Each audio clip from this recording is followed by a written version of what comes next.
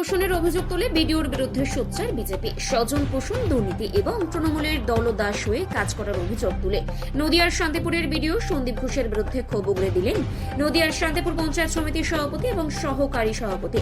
15 দিনের মধ্যে সমস্ত অভিযোগের পরিপ্রেক্ষিতে বিডিও পদত্যাগ না করলে বিডিও অফিস ঘেরাও করে বৃহত্তর আন্দোলনের ডাক বিজেপির পঞ্চায়েত সমিতির সভাপতি এবং সহকারী সভাপতি। শুক্রবার সাংবাদিক সম্মেলন করে শান্তিপুরের বিডিও সন্দীপ ঘোষের বিরুদ্ধে একরাশ ক্ষোভ অভিযোগ তুলেছিলেন শান্তিপুর পঞ্চায়েত সমিতির সভাপতি নৃপেন মণ্ডল এবং সহকারী সভাপতি চঞ্চল চক্রবর্তী। তাদের অভিযোগ, লক্ষ্মীর ভান্ডার হোক কিংবা প্রতিবন্ধী ভাতা আর সমস্ত ক্ষেত্রে দুর্নীতি করছে শান্তিপুরের বিডিও সন্দীপ ঘোষ। সরকারি আবাস যোজনায় যারা ঘর পাওয়ার যোগ্য তাদের ঘর না দিয়ে তৃণমূলের সঙ্গে যুক্ত থাকা প্রতিটি মানুষকে, এমনকি যাদের দোতলা আছে তাদেরকেও সরকারি আবাস যোজনার ঘর পাইয়ে দিয়েছে শান্তিপুরের বিডিও সন্দীপ ঘোষ। দলদাস 2, এই ভিডিও দুর্নীতিগ্রস্ত। 3, এই ভিডিও স্বজন পোষণ করছেন তৃণমূলের নেতাদের পক্ষে। 4, এই যে কাটমানির রাজত্ব চলছে, এই কাটমানির রাজত্বের 1 নম্বর নায়কের নাম শান্তিপুরের ভিডিও সন্দীপ ঘোষ, যিনি কয়েকদিন আগে এমন একটা ঘটনা ঘটিয়েছেন, সেই ঘটনার জন্য শান্তিপুরের ভিডিওর চেয়ারকে কলঙ্কিত করেছেন। এই যে স্কুলগুলোতে আপনি দেখতে পাবেন যে স্কুলের বাচ্চাদের ড্রেস দেওয়া হয়েছে, সেই ড্রেসগুলো কি ভয়ঙ্কর। সাদা জামা, কোথাও নীলচে সাদা, কোথাও লালচে সাদা, কোথাও নীলাভ সাদা, কোথাও হলদে সাদা, এক সাদা জামা। কি অবস্থা, ছুঁড়ে ছুঁড়ে মারছে মাস্টারমশাইদের মুখে হচ্ছে গার্জিয়ানরা, যারা অভিভাবিকারা আছেন। এখন কি চাইছেন আপনারা? আমরা ভিডিওর পদত্যাগ চাইছি। দুর্নীতি, দলদাস, স্বজন পোষণ, কাটমানি, এই ধারায় তাকে আমরা দোষী সাব্যস্ত করছি এবং আমাদের একটাই কথা, ভিডিওকে পদত্যাগ করতে হবে। দফা 1, দাবি 1, ভিডিওর পদত্যাগ। দফা 1, দাবি 1, ভিডিওর পদত্যাগ। শান্তিপুরের ভিডিও কান খুলে শুনে রাখুন। সাংবাদিক সম্মেলন করে সভাপতি সাহেব এবং আমি বলছি যে আগামী 15 দিন সময় দিলাম।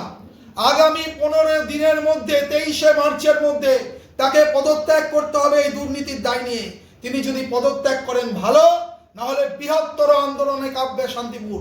শান্তিপুরের হাজার হাজার মানুষ এই বার্ধক্য ভাতার হিসাব চাইবে, ঘরের আবাস যোজনার টাকার হিসাব চাইবে। শান্তিপুরের হাজার হাজার মানুষকে নিয়ে আমরা বিডিও অফিস ঘেরাও করব।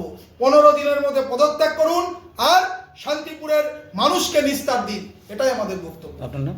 চঞ্চল চক্রবর্তী, সহকারী সভাপতি, শান্তিপুর পঞ্চায়েত সমিতি। বিরুদ্ধে আপনারা অভিযোগ তুলছেন যে স্বজন পোষণ দুর্নীতি। এর আগেও তো একাধিকবার আপনারা স্বজন পোষণ দুর্নীতির অভিযোগ তুলেছিলেন, কিংবা দেখা গেছে যে কোনো সময় তৃণমূলের দলীয় প্রতীকটাও আপনারা আন্দোলনের মাধ্যমে তার হাতে তুলে দিতে চেয়েছিলেন।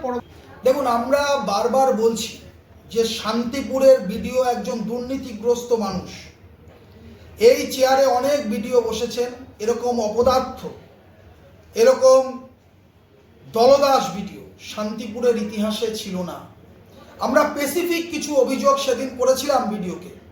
ভিডিও আজ পর্যন্ত 9 তারিখে আমরা দিয়েছিলাম ডেপুটেশন, আজ পর্যন্ত কোনো ভূমিকা নেননি। আপনারা চলে যান, এই যে ভাতা দেওয়া হচ্ছে, প্রতিবন্ধী ভাতা, বার্ধক্য ভাতা, লক্ষ্মী ভান্ডার, আপনারা চলে যান। গীতা রানী দাস, তার বাড়ি হচ্ছে নবলা পঞ্চায়েতের তালতলায়, প্রতিবন্ধী মানুষ, 80% প্রতিবন্ধী। তার ভাতার টাকা যাচ্ছে কৃষ্ণনগরে মইজুল শেখের বাড়িতে। মইজুল শেখ একজন সুস্থ সবল মানুষ। বারবার বিডিও সাহেবকে বলা হয়েছে, কোনো প্রকার ভূমিকা নিচ্ছেন না। ভাতার টাকা অন্য অ্যাকাউন্টে চলে যাচ্ছে একজন প্রতিবন্ধী মানুষের ভাতার টাকা।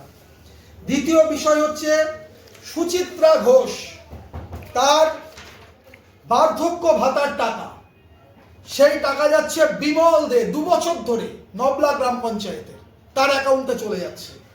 লক্ষ্মী ভান্ডার উমা দেবনাথ, তার টাকা যাচ্ছে আনুরা বিবি, তার বাড়ি হরিণঘাটা, নবরুকরা।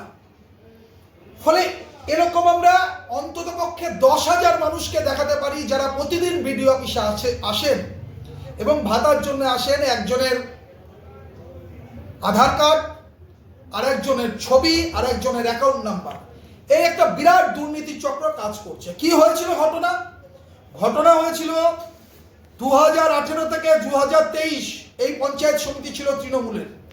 রাত্রির 8টার পরে তৃণমূল নেতারা মদ মাংস নিয়ে ঢুকতেন, আর এখানকার অফিসাররা বসে বসে একজনের আধার কার্ড দিয়ে আরেকজনের অ্যাকাউন্টে